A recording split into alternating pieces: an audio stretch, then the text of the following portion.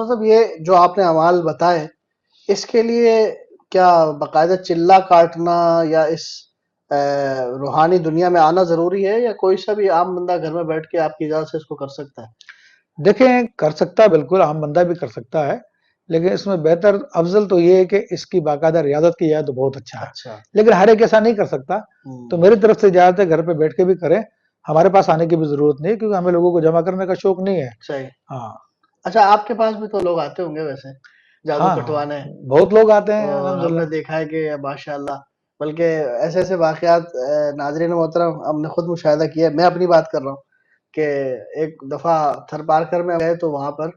گاؤں میں وہ استاد صاحب یاد ہے آپ کو آگ لگ جاتی تھی، جی جی، پورے گاؤں میں جنات تھے اور وہ آگ لگا دیتے تھے، اور اللہ کے فضل و کرم سے اللہ نے بہت لوگوں کو شفا دی۔ الحمدللہ۔ ہمارا تو یہی کام ہے، قرآن کی آیتیں، نبی علیہ السلام کے احادیث وغیرہ پڑھ کے دم کر دیتے ہیں۔ ایک بڑا دلچسپ واقعہ ہے، ایک مرتبہ ناٹنگم میں تھا، اس کو کئی لوگ اس کے گواہ بھی ہیں اس واقعے کے، تو وہاں پر میں بیٹھا ہوا تھا، لوگ بہت آ رہے تھے اپنے علاج وغیرہ کے لیے، تو ایک فیملی نے پیغام بھیجا کہ ہمارے ساتھ ایک مسئلہ ہے اور ہم نے دنیا بھر میں علاج کرا لیا، وہ اس کا حل نہیں ہو رہا ہے، تو کیا آپ اس کا علاج کر دیں گے؟ تو وہ پہلے ہالینڈ میں تھے، ہالینڈ سے پھر وہ ناٹنگم آئے تھے برطانیہ میں، جی تو میں نے کہا ٹھیک ہے آ جائیں، علاج کر دیں گے، کوئی مسئلہ نہیں ہے۔ پھر انہوں نے اگلے دن پیغام بھیجا کہ آپ یہ علاج کر دیں گے؟ میں نے کہا بھائی میں نے کہہ تو دیا کر دوں، اگر آنا تو آئے ورنہ چھوڑیں، بار بار کیا پوچھ رہے ہیں آپ لوگ؟ صحیح۔ تو بہرحال پھر وہ فیملی آئی، تو میں نے ان کو دیکھا تو دین سے دور تھے بیچارے، اچھا۔ اور مردوں نے بھی کانوں میں سونے کی بالیاں ڈالی ہوئی تھی، اوہو۔ اس قسم کی چیزیں تھیں۔ تو میں نے سب سے پہلے تو سمجھایا، اور میری عادت بھی ہے جی کہ میں نے کہا دیکھو سونا مرد کے لیے حرام ہے، اور دوسری حرام ہونے کی وجہ یہ کہ آپ نے کانوں میں بالیاں ڈالی ہے، عورتوں سے مشابہت ہے،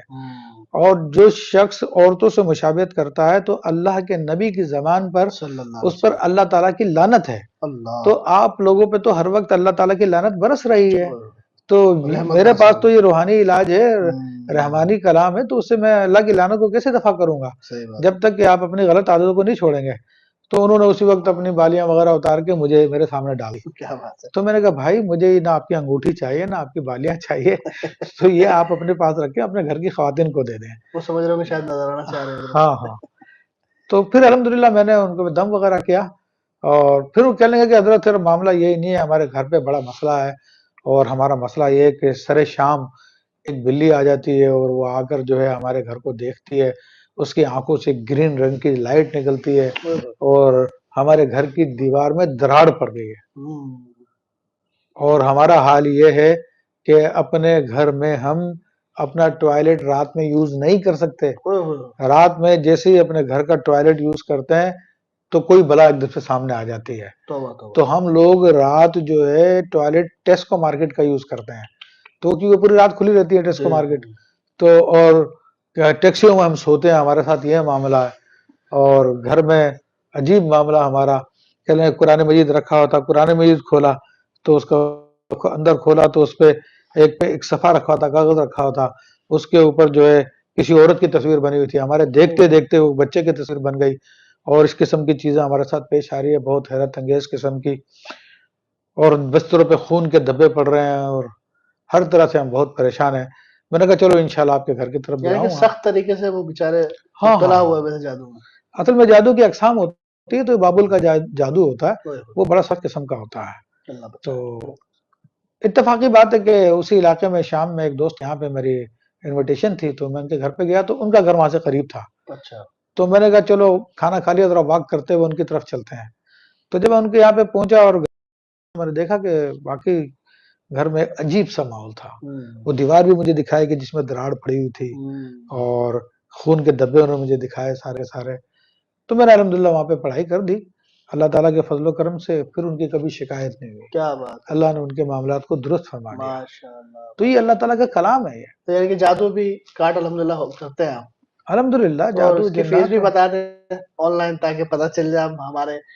ناظرین میں سے اگر کوئی جادو کٹوانا چاہے تو کتنی فیس ہے آپ کی؟ دیکھیں الحمدللہ ہماری فیس تو صرف دعا ہوتی ہے، کیا بات کہ دعا کریں، اللہ کے فضل و کرم سے اس فیلڈ میں 15-20 سال ہو گئے ہیں، لیکن آج تک اللہ تعالیٰ کے فضل و کرم سے کسی سے کوئی پیسے کی ڈیمانڈ نہیں کی ہے، اور نہ ہم نے کوئی فیس رکھی ہے، بلکہ کوئی دیتا ہے تو ہم اس کو منع ہی کرتے ہیں، لیکن اگر کوئی اصرار کرے تو پھر نذرانہ قبول کرنا سنت ہے رسول اللہ صلی اللہ علیہ وسلم کی، تو ہم لے لیتے ہیں، ورنہ ہماری کوئی ڈیمانڈ نہیں ہے، فیس بلکہ نہیں ہے، اپنے تمام شاگردوں کو ہم نے یہی تعلیم دی ہے بالکل کہ یہ روحانی علم کے ذریعے علاج کرنا اولیاء کرام کا طریقہ کار ہے۔ اور میں نے کسی ولی کی ہسٹری میں آج تک نہیں پڑھا کہ انہوں نے علاج کے لیے پیسے رکھے ہوں، لوگوں سے فیسیں لیتے ہوں، یا ان سے ملاقات کرنے کی فیس ہو، یا ان سے بات کرنے کی فیس ہو۔ جو ولی ہیں وہ دنیا داری کے چکروں سے دور ہیں، ہاں عاملین ہیں، وہ کرتے رہیں۔